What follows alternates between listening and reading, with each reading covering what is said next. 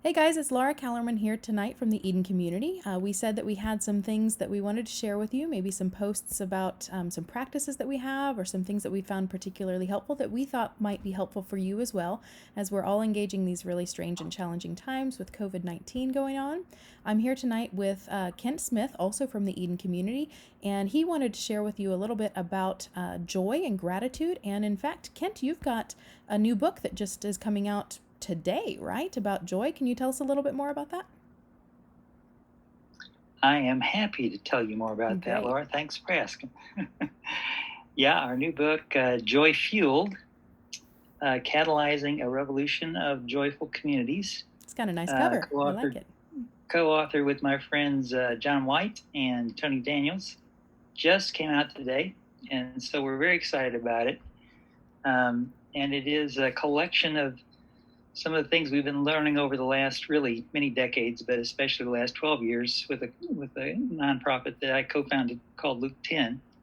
And they're folks that we have been working with very closely for a long time. We have 5 core values, and one of the most foundational is joy fueled. So we're very excited to have that out, and it's hitting bestseller list already. So we're very encouraged about the response we're getting so far. Nice. Well, I look forward to hearing more about all of those five core values that you're talking about at some point. But tonight, we are talking specifically about joy. So tell me a little bit more about the Eden community. Tell our listeners a little bit more about the Eden community and what that is and why in the world they might want to listen to anything that we have to share with them.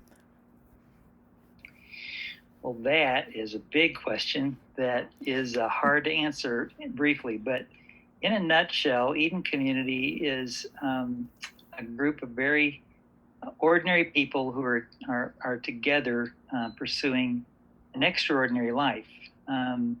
Extraordinary in the sense that we really do believe that God has designed people to live in joyful, interdependent, intergenerational communities of God's love and purpose.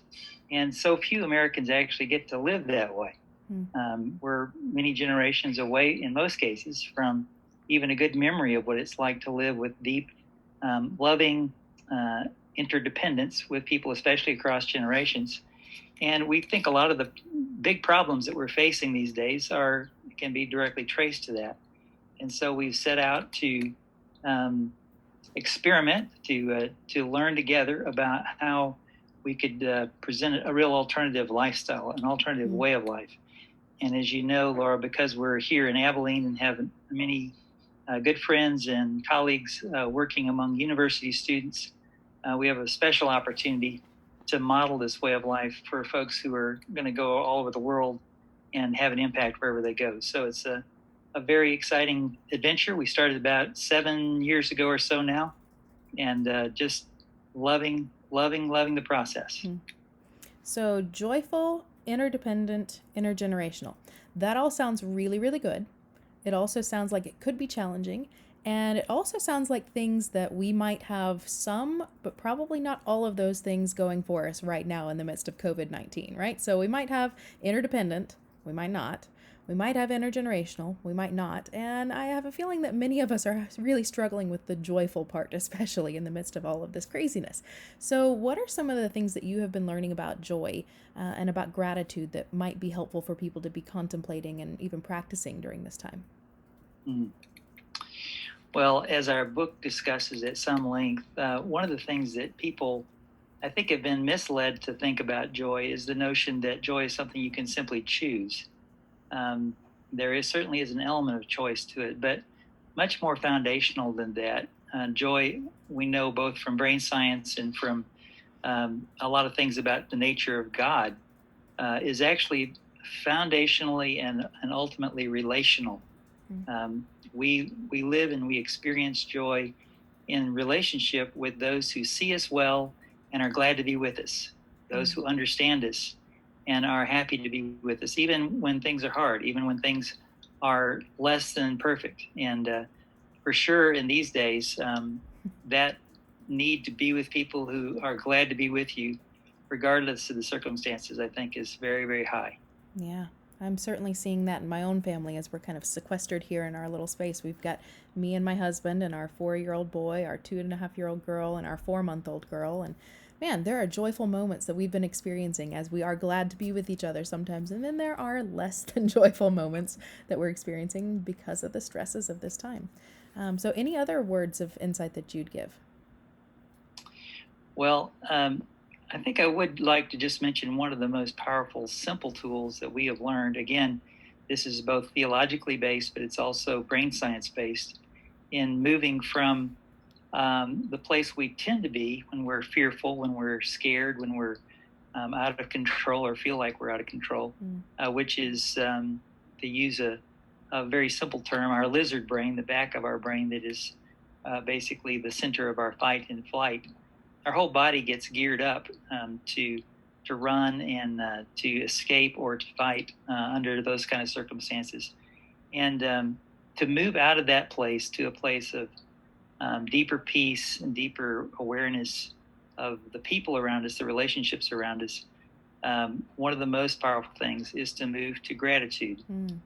There's a lot of writing and a lot of good thinking, a lot of research that's been done around this recently. We know that um, our prefrontal cortex is meant to be the center of our life, and especially the right prefrontal cortex, the center of our joy. Mm.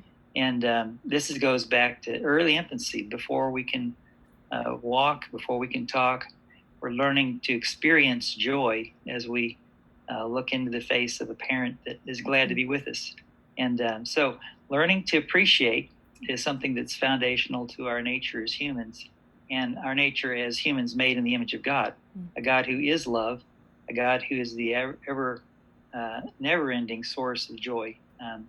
And so, um, some simple practices around appreciation we found to be enormously helpful, both individually and as a community, in getting back to that place of relational connection with God, with one another, and with the world around us. Yeah, so maybe we'll explore some of those in the coming days. But if you were to give everybody watching maybe one assignment, essentially, one simple thing that they could do on a daily basis to cultivate that kind of gratitude and joy in their lives, what would you suggest? Where would they start? One of the things that I started doing several years ago that I found enormously helpful, and this is a little less ambitious than you do with your university students, Laura, but I just make a point every morning when I get up. First thing, I get my cup of coffee, I sit down, and I think about three things that I'm grateful for, from mostly from the day before, Mm. just the last few days. And I not only remember them and list them, but take a moment to kind of re-experience them, to be Mm. back in that place with those people or in that situation that made me joyful. And it is amazing how that shifts us from our simply get her done kind of left brain or lizard brain approach to things to something that's more relational. And I found that to be enormously helpful then as I continue to spend time with the Lord, and later on, of course, with lots of other people. So that would be my suggestion. You can, Laura, you might want to press them to try even more than three a day, but start with something that works for you and stick with it. And I think if you do, you'll find that to be enormously helpful. Another thing I'll mention just in passing is we begin our meetings together in the Eden community with appreciation. That's the place we start, and we find that so powerful in remembering. Oh, these are people I love. This is why I'm here, and just moving from a place of here's something I'm grateful for this week, or a story I can tell about that, moves us a long way into connecting at a level that ultimately helps us get more done and more meaningfully Mm. because we really are seeing each other. I have certainly found that to be true. Kent, you know me as somebody who is certainly a left brain, get her done kind of person. This is hard for me. It's hard for me to really lean into slowing down, taking a moment to be still, to relive those kinds of moments of gratitude. But whenever I'm able to, I definitely see it make a difference in my attitude toward the day. So maybe I should start doing it first thing in the morning, like you. I see it make a difference in the way that I engage people and in the way that I engage the rest of my tasks. So I think that is a really good and really simple practice to start with.